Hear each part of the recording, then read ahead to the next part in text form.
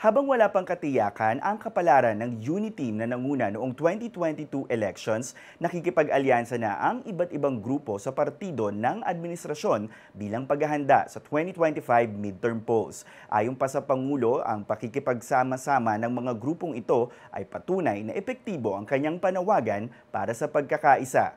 Sa alliance signing event ng Partido Federal ng Pilipinas sa Nationalista Party na pinamumunuan ng pamilya Villar, sinabi ng Pangulo na dapat puspusan na ang paghahanda para sa 2025 midterm elections. Ang Nationalista Party ang pinakamatandang partido sa bansa na itinatag noong 1907. Ito rin ang partido ni Pangulong Marcos noong tumakbo siya sa pagkasenador noong 2007. Formalizing that alliance, and that alliance now has formed the largest political bloc in the Philippines, to prepare ourselves to make sure that the leadership that will come out, that will win after the election of the midterm election the next year, are the leaders who understand that we must put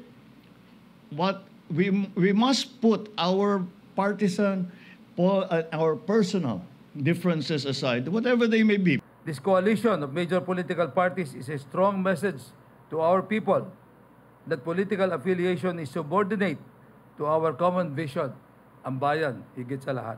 Ang Nationalista Party ang ika-4 na grupo na nakipag-alyansa sa Partido Federal ng Pilipinas. Una nang nakipagsanib puwersa ang Lakas CMD, Nationalist People's Coalition at National Unity Party. Sa usapin naman ng senatorial slate, 6 na pangalan na ang nasa lineup ng Nationalista ayon kay Congressman Ace Barbers. Sila ay sina Representative Camille Villar, Senadora Amy Marcos at Pia Cayetano.